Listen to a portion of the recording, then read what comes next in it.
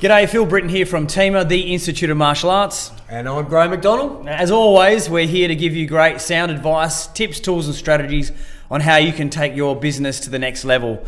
Whether you're at 0 students, 100 students, 200 students, 500 students, we have, I believe, the tips, tools and strategies that can help you get to that next level of ability, next level of results by implementing hopefully some of the things that we've used to get the success we have. Talking about that, just in case you're quite new to our podcast and don't know much about us, we're in Western Australia in Perth, down in Australia, down under, and we really have 3 main schools and we teach to about 1,700 members. We have 20 full-time staff, a ton of part-timers and volunteers, and Graham and I have now been able to be in the business of really just running it, sitting on the top of the ship, pointing the finger and helping guiding the business. We really only spend probably 1 day a week in our business, of this business that we do. It's a multi-million-dollar business, and it feels really good to be able to then get this content and get this advice out to people like you, so you can get, if not the same, but better results than what we have, guys. So, Graham, I think we've got a brand new cool topic today. Alrighty. What is it, mate? Well, look, this is something that's near and dear to my heart. Okay, it's simple secrets for your sales team. For some of the guys that are going to be engaging with us now, they're like already going, uh-oh, I don't have a sales team. What the? So look, a sales team, you could be a one-man band and you're it. But sales training is something that a lot of people don't have the time to invest in. They're not necessarily driven in that area. They don't like sales. Well, at the end of the day, everything you do in your business is all about sales. Yep. Now, dare I say, sales is not a dirty word. It's just understanding what it is that we're trying to do. Really, we're trying to take away roadblocks of students, whatever questions they may have, and trying to help them make it so that they can come and join in with our fantastic martial arts schools. So what we're going to do is, first and foremost, I know that when we've done the training with our guys recently, Phil, the very first thing that we're talking about is getting them to do what we call diagnostic selling, or asking questions, understanding. Mate, what is diagnostic selling for the guys who are going to be listening in or watching in on this podcast? I guess the best sort of way we can explain it is like when you go to the doctors. You go in there, let's just say you've got a sore knee, and the doctor's going to ask you a string of open-ended questions to try and diagnose the issue. So he might go, does it hurt when you put all your weight on it? What about when you walk? Does it hurt when you bend? And you're going to get all these answers, and then the doctor's basically going to give you his diagnosis. How do you say that word? Diagnose. There we go. bit of a stumble on words there. Diagnose the issue and give you the correct medicine or prescribed medicine that you may need. Same thing goes with a sales or a program director in that role. Is we want to make sure that the person coming through our door is going to let us know really what they want. And I know we've spoken about our little sales secret code, which is find out what they want, go get it and give it to them. And that's pretty much what we're doing in that particular section, is going, so what benefits do you want from doing martial arts? Have you done any martial arts training before? Have you done any other sports? What do you do for work? And we're just basically going, I just want to know as much as I can without having to hang out with this person for a year, so that I can best deliver the best class options or best experience that we can at our martial arts school. And in saying that also, we're also disqualifying the people who aren't ready for our school. Now that's a big point. If you're just starting in martial arts, and you're going to want to take everyone, and that's fine.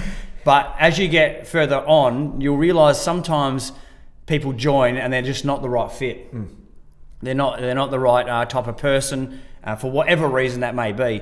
And our sales process is exactly that. It's almost like a disqualification while we're qualifying the person. So yes, we want to qualify them, but we also do want to disqualify all the people who are not right for our business, because I don't want someone who's starting and stopping or going to waste time and money and effort in chasing their late bills and all that sort of stuff. So, guys, I must say, Phil, you gave away a couple of those little gem questions in there. We have like a magic 5 questions that our entire team know offhand to gather the most amount of information. Then obviously they can deviate depending on where the conversation goes. And one of which you touched on is what are the benefits you want to gain from martial arts?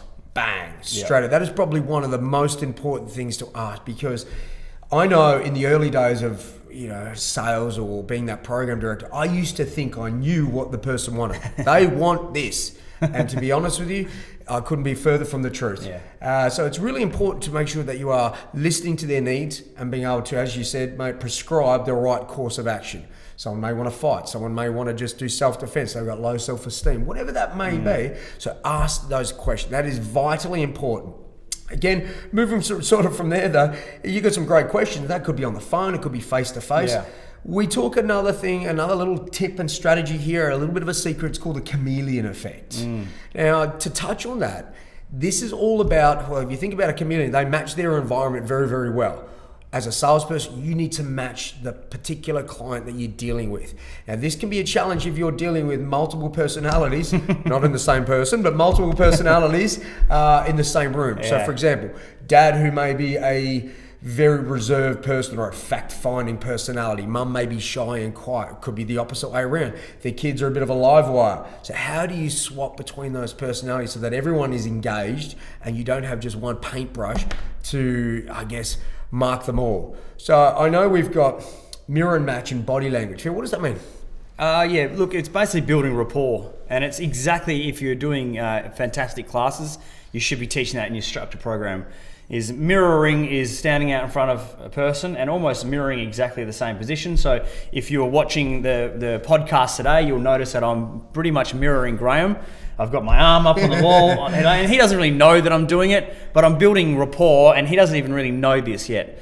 Matching it is sort of going, if you're standing by them, you're sort of matching exactly what they're saying. So what they're doing with their body posture as well. Now you can do the same thing with voice fluctuation. So if you've got someone who's speaking quite reserved and quiet and slow, you would match that ever so slightly as well. If they're quite punchy and direct with their questions, and then you would be quite punchy and direct with your answers.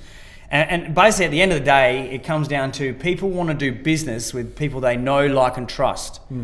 So if you are completely the polar opposite of the person, then there's going to be already some sort of barrier of you're different. And that's people don't want to do business with people who are too different. Not especially when they're handing people money, a good sum of money, to be able to teach them something. So it's not that like that we're trying to be someone that we're not. We're just trying to break down the barriers of this person liking us by mirror matching and building rapport. Look, going along with that, Phil, you sort of talked about people, wanting to buy from those they like, trust, and they have got a good rapport with. You'll notice the change in words there. Our guys, yes, we call them a sales team, but really their job is not to try and sell. Their job is to try and allow that person to buy our services. And that means just to welcome them in as if it was welcome into your family home, open the doors and show them the great benefits that we have at our school. And it's very much back to then the individual to choose. It's always one of those things though that we find that we have some great ways that people walk away and feel that great rapport, that brilliant connection with us in a short amount of time. And that really was, knowing what they want, being able to make sure that we match the person's personality times, so build that great rapport. You mentioned about mirroring and matching their behaviors. What about, being honest? And how do you run when you've got a student that might not be right for your school? How do you frame them there, Phil? What do we do? Look, there's a few ways that we can manage those situations. Let me just sort of point out something that's probably happened before. So, we teach at our school freestyle karate. We're a big family-focused club, but yet we do have a Muay Thai program as well. Now, our Muay Thai program, we do compete. It's not our focus. It's a very small percentage of our school. But let's just say that an unsavory type character might come through. I'm never a person who will judge a book by its cover, but that's the purpose of our sales process as well, is to disqualify them. So as I'm asking these questions, and someone goes, I just want to learn to fight. And I was like, okay, so do you want to compete? It's like, no, I get in fights outside and, I just want to look after myself. And so I'm already getting red flags going, this guy is going outside into the real world and wanting to fight and beat people up. One of the techniques that I pretty much do straight off the bat is tell them the price and maybe even add a little bit of money onto it, to be honest. Try and just show him that, we're a world-class school, professional school. We charge X amount. This will be the level of commitment. If you can't commit to this price and this amount of training, then this might not be the right school for you. And then I would offer him advice on which school that might be best suited for them, one down the road or whatever it might be. Graham, have you got a couple? Oh, look, it's definitely, honesty counts. And I guess I'm going to go right to the other end of the scale where you've got a student who's just not mature enough in age to jump in the program.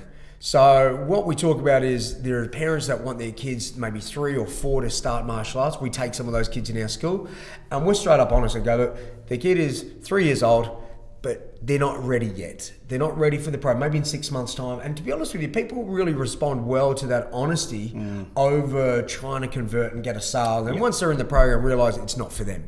So we have definitely found that being upfront and honest in that regards has built a great rapport, a trust with them, and you're generally going to find that you have a great referral, basis off of that because they'll go and tell all their friends, which is great. The final thing I want to really touch on here as a salesperson, again, this is a little bit more around those kids because again, that's where you're dealing with multiple personalities where you need to meet the needs of the parents, but you need to also be able to show the kids that you can have some fun, but you can also be firm. So being firm and fun. And what that means is during your introductory program, it's all about getting them excited to be in classes. But that doesn't mean that you sacrifice on your discipline and the respect aspect and just have fun and games. So there's a couple of things that we obviously do, Phil, in regards to the eyes and the ears and the listening stance. Yeah. Fill it in for the listeners and the viewers, mate. All right. Once again, you're probably going to get more benefit from watching this podcast than maybe just listening to it in your car. But you need to just create that imagination or that picture in your head. I'm going to give a strategy away that Graham and I are probably both. It's not our own thing, but I don't know anyone else is doing it. Nope. And we've taught it to a lot of people who are now doing it. And it's pretty much our go-to. It's our go-to move with kids up to a certain age. So, you come out to the area where the parents and the child are waiting, and then, you introduce yourself, and you should already know their name, introduce yourself to the parents. And then you say, before I chat to the parents, little Johnny, can I get you to do something for me? And they're quite responsive, or whether they are or not, you still get them to do this. Put your feet together, put your hands in front. What stance is this called? Well, we call this a listening stance. What is it called? That's right, a listening stance. And we're always asking that question back so they can reiterate that back to us. Parents are looking above us going, oh, this is pretty cool. I say, little Johnny, what are these 2 funny things in your face they're called? These right in front of you. Oh, my eyes. And what are the eyes used for, little Johnny? They're used for looking. That's right, focusing. Now, we're going to be focusing a lot today. Do you think you can do that for me? Yeah, okay, give me a high five. Excellent. And what are these 2 funny things on the side of your head called? Ears. Oh, that's right, ears. And what are ears used for, little Johnny? They're used for listening. That's right. So today we're going to be using our eyes for focusing and our ears for what? Listening. That's right, low 5 and the old pull it away. Low 5, pull it away. What kid doesn't like that game, I've got kids who do that all day.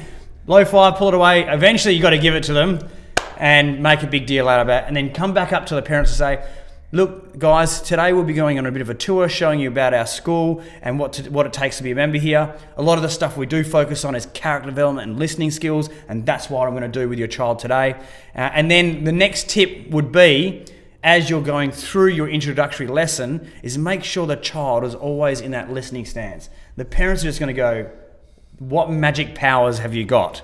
Phil, you have just given away the secret. So for you guys listening, you don't realize what you have there. I would definitely apply this. It's a great one. Look, really even to the point right up to, I would say, double digits. Yeah. So for those 10 years old, 9 years old, of course, again, how we explain it may be a little different, but still listening stance, still ears, still focus. Yeah. And I tell you what, wow, this has, really helped us to build that great rapport, show value of our program, and the parents walk away going, holy moly, wow, these guys they're fun, but they're firm, they understand. Yeah, guys, if this confuses you and the video still doesn't make sense, we actually have the full sales process in video form, in audio and written process. It's in our online membership area. So as we say in most podcasters, is because you're a listener, you get a special deal. For $99 a month, you get access to the silver level and gold, and then the gold level, we have the sales process. Everything we ever do, from when the phone rings to when they become a member and the first month or so after, you can get that in video form and practice that with your team. Most definitely. Guys, look, enjoy. Make sure that if you can, guys, we always have this lovely little sort of feedback section where there's questions for the boys. Yep. It's something that we love to do and answer. So don't forget, send us a ton of questions. We can create some podcasts around that. We've got some great questions that we've already had come through, and we're creating things just for those people. So don't forget, admin@teamer.com.au. Throw us your questions and we'll certainly do our best to answer them and give you the right material so you can solve them yourselves. And as always, guys, make sure you believe, begin, become. Believe in yourself, begin the amazing journey, and become the business and the person of your life. We'll see you on the flip side, guys. Ciao.